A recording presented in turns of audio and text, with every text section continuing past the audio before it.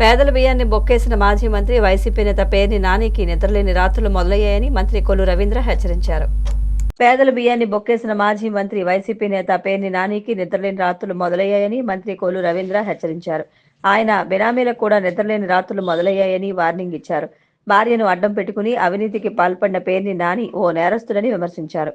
పోలీసులను బెదిరించేందుకే Perni Nani press meet పెట్టారని అన్నారు.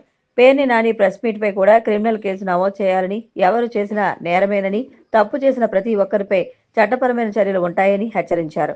రేషన్ బియ్యం మాయం చేసిన కేసులో సూత్రధారి పేర్ని నాని అని కొల్లు రవీంద్ర పేర్కొన్నారు. పొద్దున ఏదైనా వస్తుందని భయం బొంకు లేకుండా ఇవాళ మళ్ళీ బొంకుతా ఉన్నాడు. వచ్చి ముఖ్యమంత్రి గారికి వెళ్ళి నేను ఏదో చెప్పానని, ఆడవాళ్ళని ఎందుకు చేస్తామని చెప్పి ముఖ్యమంత్రి గారు అన్నారని, అక్కడ మంత్రులందరూ ఉన్నారని, ఎమ్మెల్యేలు ఉన్నారని, ఎందుకయ్యా నువ్వు ఇంకా ఇంత సిగ్గుమాలినటువంటి, ఇంకా అసలు మనిషి పుట్టకే కాదు నీది, అసలు మనిషివే కాదు, ఒక ఇంగిత జ్ఞానం లేనటువంటి వ్యక్తివి నువ్వు.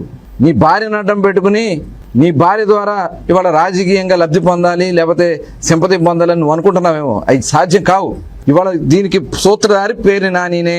ఈ కేసు నుంచి తప్పించుకోలేడు 100%. ఈ గోడౌన్ ఏ రోజు కూడా మీ భార్య గారి ఇనాగ్రేషన్కి సంబంధించి కానీ, మీ భార్య గారికి సంబంధించి కానీ ఎప్పుడు లేదు. నువ్వే చేసావు, నీదే బాధ్యత దీంట్లో. ఇవాళ నువ్వు చేసావు కాబట్టే తప్పించుకోవడానికి నెల రోజుల నుంచి ఊరు వదిలిపెట్టి పారిపోయి మేము డబ్బులు కట్టేస్తాం కదా, మాకేం వద్దులే అని అనుకుంటా ఉన్నారు. దొంగతనం చేసిన దొంగే. డబ్బులు కడితే దొరైపోడు. మేము మొట్టమొదటి నుంచి కూడా చెప్తా ఉన్నాం. ఇవాళ మీరు మాట్లాడుతూ ఉన్నారు ఆడవాళ్ళు గౌరవాల గురించి. ఆనాడు ఏమైంది మీకు? భువనేశ్వర్ గారి గురించి ఆంధ్రప్రదేశ్ రాష్ట్ర చరిత్రలో ఏ ఆడబిడ్డ గురించి మాట్లాడినటువంటి మాటలు ఆ నిండు సభలో మాట్లాడినప్పుడు నీ గుణం ఎక్కడ సచ్చింది? నువ్వెక్కడ సచ్చావు? వయసుతో కూడా చూడకుండా 70 సంవత్సరాలు 80 సంవత్సరాలు ఉన్నటువంటి ఆడబిడ్డలను తీసుకెళ్తా ఉంటే ఆ రోజు ఎక్కడ సచ్చావు నువ్వు? ఏమైంది నీకు? నీ గుణం ఏమైంది? ఆ రోజు నోరు ఉంది కదా ఇష్టం వచ్చినట్టు మాట్లాడి ఇవాళ మీ పాపం పండింది కాబట్టి ఇవాళ అవన్నీ కూడా బయటకు వస్తే గజగజ వణికిపోతా ఉన్నావే. ఇవాళ నువ్వు చెప్తా ఉన్నావు పేరు పెట్టారు, మా మేనేజర్కి నాకేం సంబంధం లేదు, పేరుకే మేము మేనేజర్దే అని చెప్పి తోసేస్తున్నావు మేనేజర్ మీదకి. ఏప్రిల్లో జరిగిందని నువ్వే చెప్తా ఉన్నావు. ఇవాళ మీ మేనేజర్ నాకు సంబంధం లేదని అంటున్నావు. లేదు, మేనేజర్ తీసుకొచ్చి కొడితే ఆయనతో బలవంతంగా మా పేర్లు చెప్పిస్తా ప్రయత్నం చేస్తున్నారంట. నువ్వు చేసిన పని అది.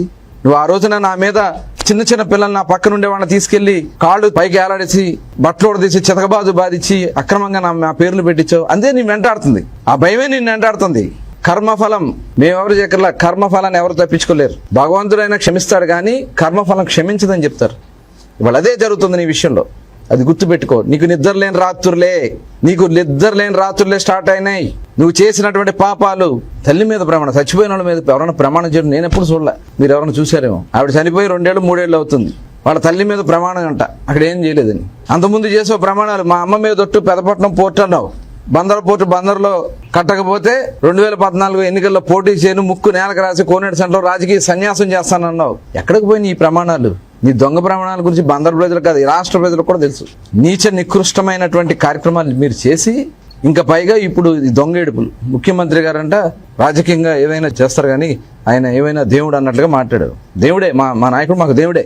మా నాయకుడు బాటలోనే మేము నడుస్తాం.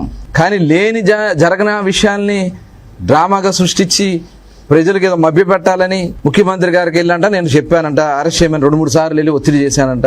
ముఖ్యమంత్రి గారేమో లేదు అని చెప్పి ఆయన నన్ను కేకలేశారంట. ఏంది ఇది? ఇంత నీచానికి దిగుతావు నువ్వు? దొంగతనం చేసావు, దొరికిపోయావు.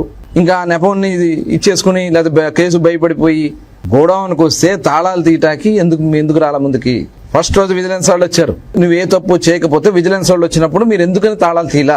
నీ అనుమతి లేకుండా నీ గోడౌన్లో నుంచి బియ్యం వెళ్ళిపోతే నాకు సంబంధం లేదని చెప్పి తప్పించుకు తిరగడానికి ప్రయత్నం చేస్తే డబ్బులు కట్టేస్తే ఆ పాపం నేరం సమిసిపోద్దని మీరు అనుకుంటా ఉన్నారు. ఆడవాళ్ల మీద కేసులు కడతారు. నేరం ఎవరు చేసినా ఇవాళ ఆడవాళ్ళు మర్డర్ చేస్తే కేసులు కట్టి జైల్లో కూర్చుంటున్నారు. నేరం ఎవరు చేసినా నేరమే. దీంట్లో నీ ఇన్వాల్వ్మెంట్ ఉంది కాబట్టి నువ్వే నేరగాడివి. అది గుర్తుపెట్టుకో పేర్ని నాని గారు. పిచ్చి ప్రలాపనలు మాట్లాడి మేమేదో కక్ష సాధింపు చేయాలంటే గవర్నమెంట్లోకి వచ్చిన ఫస్ట్ రోజే నువ్వు జైల్లో ఉండేవాడు. ఇది గుర్తుపెట్టుకో. ఇక నీకు నిద్రలేని రాత్రులే. మొత్తం మీ చిట్టా అంతా మా దగ్గర ఉంది. నీ ఒక్కడికే కాదు, నీ బినామీలకు కూడా నిద్రలేదు. వాడి నుంచి గుర్తుపెట్టుకోండి.